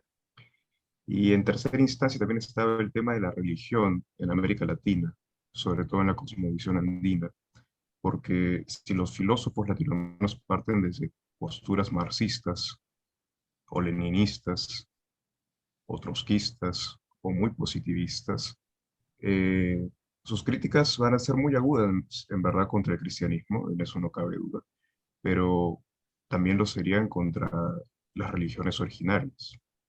Es decir, la cosmovisión de pueblos que al querer ver su postura frente a la realidad podrían ser subestimados por ese simple hecho. Y bueno, yo no voy a negar que hay una moda muy fuerte, una cultura acaparada por la izquierda global, y que ha capturado la inteligencia también de los medios culturales, en los cuales se evidencia y se constata muchas veces eh, una leyenda negra, ¿no? Y yo pienso que eso le hace mucho daño al filosofar, pero esas serían mis intervenciones. Gracias. Gracias, Vicenzo. Eric. Sí, profesor Guadarrama, buenas tardes, profesor Quiroz. Sí, me pareció muy interesante su conferencia, por lo mismo quiero dar mi punto de vista sobre mi reflexión sobre lo que es el pensamiento latinoamericano. Y yo creo que en su tiempo obedecieron a necesidades, no a problemáticas. Lo de Bondi, por ejemplo, yo creo que es una reacción a la problemática de la dominación económica que Bondi creía que teníamos, ¿no? Entonces su filosofía es la respuesta a tratar de salir de esa dominación. Entonces es vista como una necesidad, sí, una necesidad. Por el contrario no se hace problema por, por la inautenticidad o autenticidad, sino que dice que desde nuestras propias peculiaridades entramos en el marco del filosofar, ¿no? Entonces cada uno hace filosofía, entonces no habría mucho problema por la inautenticidad. Más allá de eso, yo creo que el problema está en claro, cada filósofo ha pensado en la filosofía de su tiempo y hasta su clase, ¿no? Porque cuando estudio a Bondi me doy cuenta que pertenece a cierta clase y nunca se preguntó por lo que era la filosofía antes de los españoles o la filosofía académica, ¿no? Él se preocupó por la filosofía académica y la filosofía propia acá de Perú, por el caso de Bondi. La filosofía precolombina, por así decirlo, o sus ideas de los precolombinos no los tuve en cuenta. Entonces hay pensadores que sí, ¿no? Por ejemplo, yo terminaba de leer a Mariátegui hace un momento, y Mariátegui sí ya se preguntaba desde antes por la problemática de los indígenas. Acabo de leer un pequeño texto que me parece muy interesante y me ha hecho pensar. Dice Mariátegui, la densa capa indígena se mantiene casi totalmente extraña al proceso de formación de esa peruanidad que suele exaltar e inflar nuestros sediciosos nacionalistas, predicadores de un nacionalismo sin raíces en el pueblo peruano, aprendido en los evangelios imperialistas de Europa y que, como ya he tenido oportunidad de remarcar, es el sentimiento más extranjero y postizo que en Perú existe. Esto lo leí para explicar que la necesidad que ve Mariátegui creo que es necesidad de una reivindicación o también tener en cuenta el pensamiento indígena, ¿no? Entendiendo indígena yo por todos los pueblos precolombinos, y yo en ese sentido creo que es interesante y creo que hay un trabajo por hacer ahí, ¿no? O sea, para justamente revalorar ese pensamiento o también tenerlo en cuenta. Creo que el nuevo materialismo lo está teniendo en cuenta y más que hacer una problemática creo que sería rescatar, ¿no? Lo que se puede rescatar de cierta manera de pensar. Bueno, ese era mi aporte a la conferencia. No sé qué opinará usted, profesor. Gracias, Eric. Jerry, te escuchamos y culminamos con Marcos Torres. Sí, buenas tardes. Buenas tardes, profesor Pablo. Buenas tardes. Buenas tardes a todos. Bueno, empezar por saludar, ¿no? La conferencia que nos ha brindado. En realidad ha sido muy enriquecedora, ¿no? Y bueno, primero dar una opinión, ¿no? Yo creo que, bueno, particularmente sí estoy de acuerdo, ¿no? Con la apreciación que hizo usted. Creo que el perfil de las grandes personalidades filosóficas, ¿no? A lo largo de la historia ha sido el de estar empapado con los problemas de su tiempo, ¿no? Con los problemas sociales, políticos, ¿no? El haber reflexionado los problemas de su tiempo, ¿no? Ya usted mencionaba que durante la época colonial y la época republicana, pues los pensadores latinoamericanos se nutrían del pensamiento europeo, ¿no? Del pensamiento de la Ilustración, que en esa época era lo más avanzado, pero también se nutrían, ¿no? De las revueltas campesinas, ¿no? De las insurrecciones, de los problemas políticos que acontecían acá en Latinoamérica, ¿no? Entonces, yo creo que eso le da realmente la originalidad a un pensamiento, ¿no? O si se quiere, la autenticidad, ¿no? A un pensamiento, ¿no? Y por ejemplo, pienso que la filosofía de la liberación es un pensamiento bastante auténtico para nuestra época, ¿no? O sea, mientras Dussel está reflexionando profundamente los problemas de acá de Latinoamérica, ¿no? Un grueso de conferencistas y académicos están todavía discutiendo si realmente existió o no existió la filosofía latinoamericana, ¿no? O si fue auténtica, si fue original, ¿no? Entonces, estos conferencistas, si bien pueden nutrir, pueden contribuir, creo que pretenden abstractamente querer señalar el camino y no recorrerlo, ¿no? Entonces, bueno, eso yo rescataría, ¿no? Respecto al planteamiento que usted ha brindado, ¿no? Y bueno, lo que quería preguntar era, profesor, sobre su texto. He leído una parte y bueno, en una parte menciona que existían concepciones prefilosóficas, ¿no? Durante la época precolonial, ¿no? Quisiera que me especifique, ¿no? Qué concepciones prefilosóficas existían, ¿no? Y por otro lado también menciona que los hombres de la época precolonial estaban emparentados con los animales, ¿no? O sea, lo que mencionó, no existía una consustancialidad entre el hombre y la naturaleza, ¿no? El hombre era un ser activo, ¿no? Pero sería bueno que especifique, ¿no? Creo que ese documento que nos ha alcanzado es bastante genérico, ¿no? Y sabemos que los datos, ¿no? Son sugestivos, ¿no? Son sugestivos y bueno, ahí he podido identificar un vacío, ¿no? Que imagino que acá en la conferencia se va a llenar, ¿no? Bueno, eso nomás, profesor. Muchas gracias. Gracias, Jerry. Culminamos con Marcos para para la respuesta de Pablo. ¿Ya? Sí, un cordial saludo al profesor Valderrama y también a los presentes todos en la sala. Y dos cuestiones voy a señalar y por supuesto que ha esclarecido bastante la exposición y ponencia magistral del día de hoy. A veces se cree que el filósofo o las mismas, digamos, los mismos países donde se hace filosofía, los mismos incluso continentes, deben arrastrar su tradición, digamos, de una sola manera. Es decir, se quiere ver, por ejemplo, el hacer filosófico como una suerte de rescate plena y total de la tradición. Es decir, eh, volver al pasado, preocuparse tanto del pasado, que al final se deja hacer filosofía del presente. Entonces ahí volvemos con que de dónde venimos, de cómo salimos, cuestiones que van a estar abiertas y que por supuesto van a ser debatidas infinitamente, a mi parecer.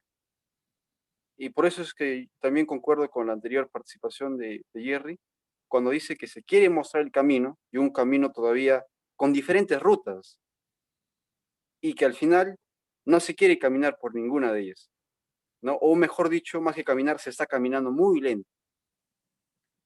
En ese sentido, incluso, por ejemplo, la filosofía que se hizo en Europa es disímil en su mismo andar filosófico, o sea, de una época a otra época filosófica, se han opuesto a sí mismos, sin importarles, digamos, un núcleo enteramente, digamos, común en sus tradiciones, ¿no? En su percepción de una tradición. Se ha opuesto Aristóteles a Platón, se ha opuesto, por ejemplo, después otras concepciones eh, entre Hegel y Kant, por ejemplo. Pienso que eso sucede más con la, digamos, situación concreta en la que viven los pensadores.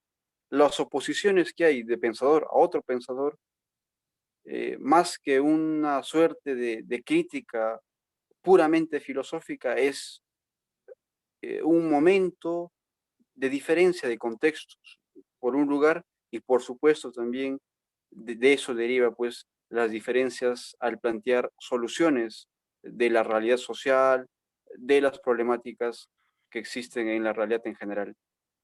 Pienso que, por ejemplo, visto así el asunto de la filosofía, la preocupación, y en esto yo sí concuerdo con el ponente del día de hoy, es la mayor preocupación del filósofo es el problema latinoamericano y como tal el problema social de Latinoamérica. Y esa preocupación, inmiscuirnos en esa preocupación y sobre todo también plantear solución a eso desde la filosofía y el pensamiento que tengamos, con suma, digamos, entrega, pienso que se podría hacer un pensamiento propio a raíz de los problemas de Latinoamérica, a raíz de los problemas de los países de Latinoamérica. O sea, en otras palabras, es nuestra preocupación profunda y filosófica por la realidad lo que le va a dar el sello de nuestras tierras, de nuestras, creo, de nuestra América, como diría Martí. Eso es algo que he percibido, lo cual también, por ejemplo, incluso me ha hecho pensar en esa relación que hizo el maestro entre ideología y filosofía, ¿no? La ideología es expresión, por supuesto, de un fundamento a través del poder. Pero ahora, ¿cómo podría expresar quien no tiene el poder su ideología? O sea, en este caso, digamos que en Perú, digamos, el caso, por ejemplo, quienes ostentan el poder son en muchos casos empresas extranjeras, capitales extranjeros, y dentro de la población, dentro de los filósofos que hay, digamos, que tienen una preocupación por, digamos, cambiar esta situación social, tendrían ideología como expresión de poder, ¿y de qué poder sería esa expresión?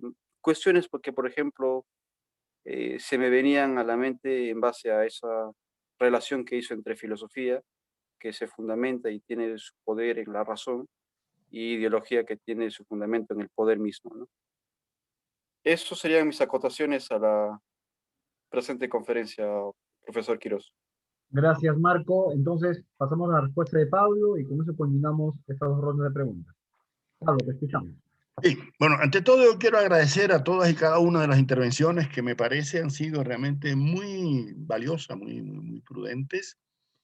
Y claro, en apenas 40 minutos creo no podía yo tampoco profundizar en cada uno de los aspectos. Yo, bueno, les invito en la página web donde aparecen algunos de mis libros, por lo menos estos 3 tomos, ¿no?, de pensamiento filosófico latinoamericano, que están libres, los pueden consultar en la página web que está ahí, ¿no? Este es el tomo 3, ¿no? Pero bueno, hay otros libros míos que no están libres en internet. Por ejemplo, el tema de la ideología está más en este libro. Yo se los puedo, no sé si Rubén lo tiene, si no, se lo puedo también enviar, aunque todavía están protegidos por derechos de autor. Porque, por ejemplo, hay varios temas que, digamos, la preocupación de Marcos sobre el tema de la filosofía o el pensamiento prefilosófico, eso lo desarrollo en un aspecto ahí que toco el tema de hasta qué punto si era filosofía o no era filosofía propiamente, no era de los pueblos precolombinos. Eso está más desarrollado, ¿no? Ahí ahora. Para ir tratando de no dar respuesta a todo, pero por lo menos tocando algunos aspectos. Yo no creo, sinceramente, que la cuestión del eurocentrismo sea un problema de miedo, ¿no?, a salir del confort de la tradición griega. En primer lugar, yo creo que lo dije y ahora lo insisto, nosotros somos hijos de la cultura grecolatina también, pero no solo de la cultura grecolatina.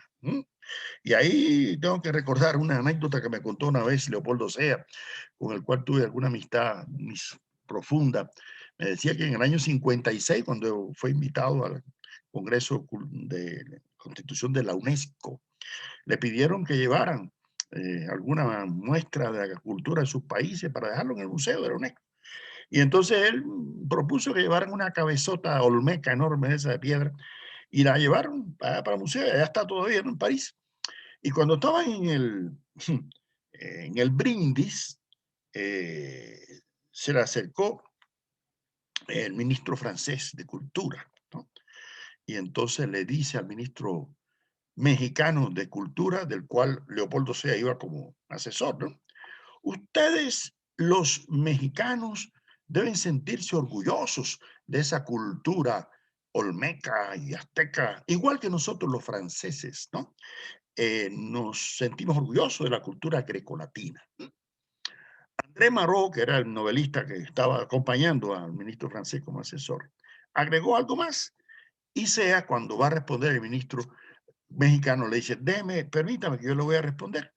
Y le dice, mire, Monsieur Marot, resulta que nosotros somos más orgullosos que los franceses, porque nosotros también somos hijos de la cultura grecolatina, igual que usted. Mire, usted habla una lengua romance, el francés, yo hablo el castellano, pero es que nuestra religión, derecho, política, literatura, filosofía, todo tiene fuentes grecolatinas en América Latina. Ah, pero tenemos una ventaja sobre ustedes. ¿Cuál?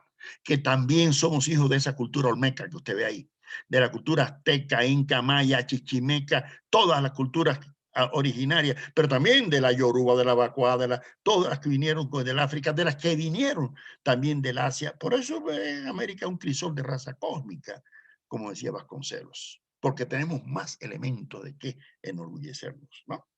Pero bueno, esa anécdota es importante porque uno tiene que pensar que no solamente. Ahora, lo que nosotros no podemos es creer que solamente somos grecolatinos, ¿no?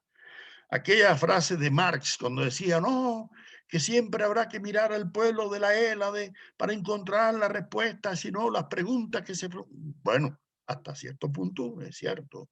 Nadie duda del valor de la cultura grecolatina y tenemos el deber de estudiarla y de conocerla, pero no para quedarnos allí, porque lógicamente no haríamos mucho, ¿no? Nosotros creemos que aquellos pensadores se plantearon su época y su tiempo para transformarla, como ya lo dije, igual que lo hicieron los escolásticos, igual que lo hicieron los renacentistas o los ilustrados, los positivistas o los marxistas o los que fueran hasta hoy en día. Yo creo que siempre la filosofía, los filósofos han intentado reflexionar sobre su realidad para transformarla, ¿no? Ahora, yo creo que nadie puede reducir la filosofía a ismos. Le hago una anécdota. La primera vez que estuve en San Marcos, recuerdo que había un grupo de senderistas luminosos que me dijeron, ustedes los cubanos han abandonado el marxismo, leninismo, maoísmo, estalinismo, presidente Gonzalo, bueno, aquello, una cantidad de nombres que me dio ahí. Y yo les dije, bueno, ¿y por qué no siguen agregando Chicho Torres, Jacinto Pérez, para que desprestigien todavía una filosofía que el propio Marx dijo que no, él no era marxista? Mire, yo fui profesor de Historia de la Filosofía muchos años en Cuba y siempre me cuestioné, bueno, ¿y por qué en la antigüedad había los patronímicos de aristotelismo, platonismo, o en el medioevo agustinismo, tomismo, en la modernidad cartesianismo, hegelianismo, pero ¿cuál fue el último? Marxismo. Yo no conozco nietzscheanismo, ni husserlianismo, ¿así? Ni prismismo, ni poperismo. Yo conozco fenomenología, ¿no así? Pragmatismo, racionalismo crítico, pero no por un nombre. Ah, ¿y quién tuvo la culpa de marxismo? Marx. No, pero no, si a Marx cuando le preguntaron si era marxista dijo que no. ¿Para qué? Para oponerse a su sobrino y a su yerno, el cubano Pablo Lafargue, y a todos aquellos que decían que eran marxistas, que decían que él había descubierto las leyes universales de la historia. No, yo no he descubierto leyes. Yo he descubierto nada más cómo funciona el capitalismo y aquí, en Inglaterra, y punto. Y Lenin tampoco habló nunca del leninismo. ¿Eso quién lo inventó? Stalin. Para luego agregarle marxismo, guión leninismo, guión stalinismo, y después siguieron agregando el maoísmo, que troquismo. Y eso es lo más con... Eso son ideologías. Eso no son filosofías. Ya. Las filosofías son una crítica a cualquier preponderancia de un nombre, de una persona, ¿no? Que ya sea el non plus ultra. No. Yo creo que la filosofía no se puede reducir a ideología. Ah, que siempre los filósofos tienen una postura ideológica. Sí. Yo no creo que haya filósofos neutrales axiológicamente, como diría Max Weber. No. O se pronuncian a favor de la realidad para conservarla como el conservadurismo, o para mejorarla un poquito como el liberalismo, o para eliminarla radicalmente como los anarquistas, o para sustituirla por otro tipo de sociedad como el socialismo, o para establecer algún tipo de totalitarismo como el fascismo o el neoliberalismo, que es otra utopía, ¿no? De que no lo resuelve todo el Estado como el socialismo real, sino el mercado. Y miren lo que ha pasado hoy en día con la pandemia, ¿no? Yo me da una pena tremenda con mis amigos neoliberales, ¿no? Que ahora se han convertido más defensores de que la salud debe ser un derecho público y no una empresa privada, y por eso los médicos cubanos no ven a los pacientes como clientes, ¿no? Como lo ven los médicos privados, ¿no? Sino como enfermos y como pacientes, no como clientes, ¿no? Como sucede en algunos países. Y es una postura ideológica, pero que encierra una postura filosófica, claro, detrás de eso. Ahora, yo creo que la filosofía siempre ha tenido una postura respecto a las religiones, siempre. Y ha sabido diferenciarlas, ¿no?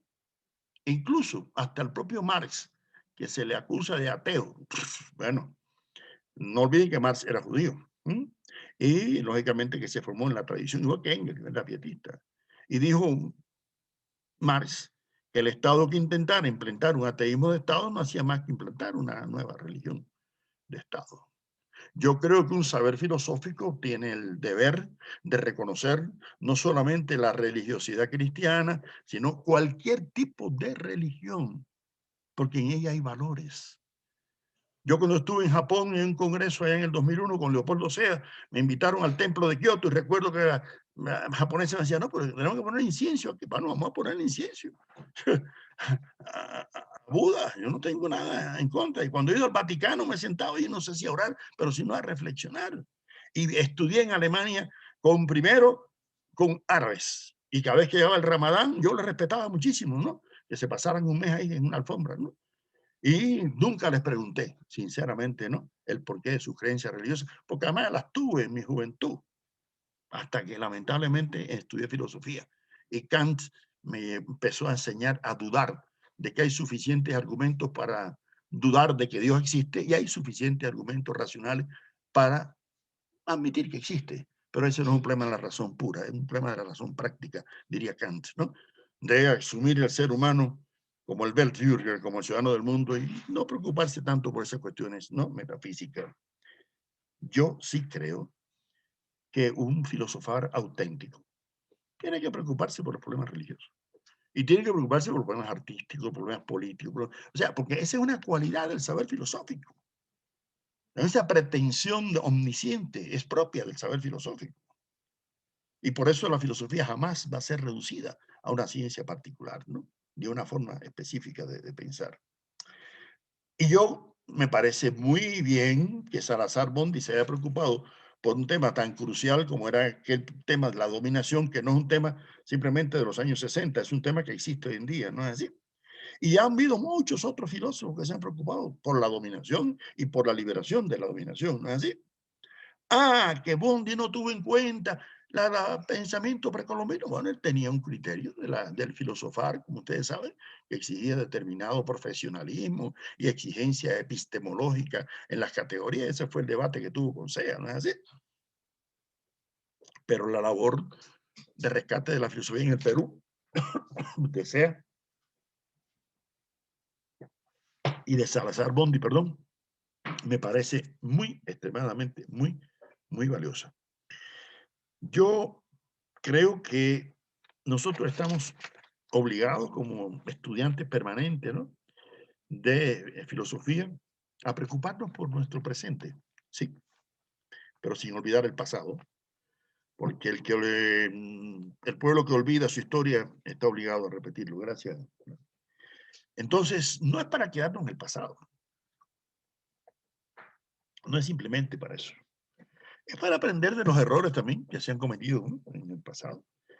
Y además, yo sí creo que la filosofía, como lo dijo Engels, nos puede servir a aprender de los filósofos del pasado para plantearnos los problemas del presente.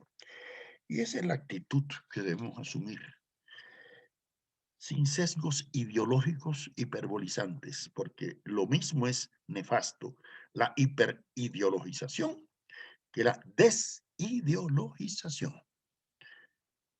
Estamos obligados a tener una postura política, una postura ideológica respecto a nuestras respectivas realidades y una militancia práctica para transformar las realidades en que vivimos y no estar en un presunto apartidismo, abstencionismo, porque eso es una postura política también, el abstencionismo, es dejar que las cosas sigan como están. Y yo creo que no.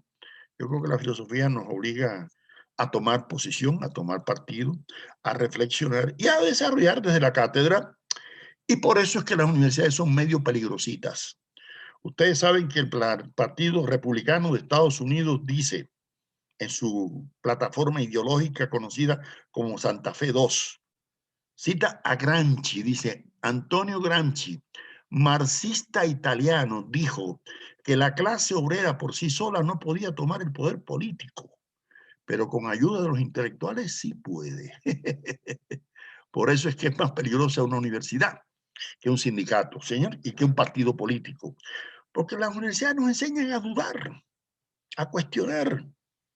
Y dudar es medio peligrosito. Aquí mis alumnos de la Universidad Nacional ponen a cada rato un graffiti en la Plaza Che Guevara que dice: pienso, luego estoy en peligro de dejar de existir. Porque, como decía Vivian Forrester, pensar es dudar. Entonces, yo los invito a dudar de todo, inclusive de todo lo que le he dicho hoy. Ojalá que duden y que generen reflexiones filosóficas de mayor trascendencia de las que les enseñamos el profesor Rubén y yo, para que propongan soluciones a sus respectivos países. Pero bueno, el tiempo es imperdonable, ¿no es verdad, Rubén? Muchas gracias, Pablo, por tu gentileza, por las respuestas y la paciencia. También a los chicos y las chicas que han, en general, participado y preguntado.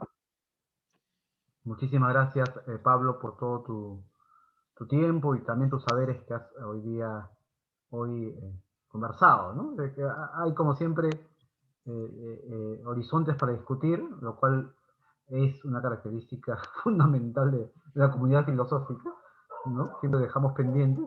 No sé cuándo se acabarán los pendientes de la filosofía. Debe ser las disciplinas que no tienen, no tienen cuándo terminar sus pendientes, lo cual vuelve más interesante la vida en general. Pero bueno, gracias y felicitaciones a todos también por sus aportes, muchos de ellos, la mayoría, agudas, interesantes, ¿no? Las perspectivas, lo cual es saludable. Saludable por la conversación y Pablo, un abrazo de nuevo. Muchísimas gracias aquí de San Marcos. Ojalá que tengamos presencialmente luego la oportunidad de vernos, que es para mí todavía, ¿no? La vieja guardia, ¿no? Lo mejor, abrazarnos y tomarnos un café colombiano, por supuesto, o un ron cubano, o los dos juntos de pronto. Mejor, no, un carajillo, como dicen en España. Un abrazo Muchas gracias, fuerte, Rubén. Pablo, Y muchas gracias a todos. Nos vemos pronto. Gracias Ojalá. a todos también. Ahora cuelgo el video más tarde y nos vemos el viernes, que va a estar Alex Ibarra para el tema de filosofía en Chile. Ah, qué bien, qué bien. Me alegra mucho. Bueno, un abrazo. Bueno, Seguimos conversando. Hasta luego. Chao, chao. Chao.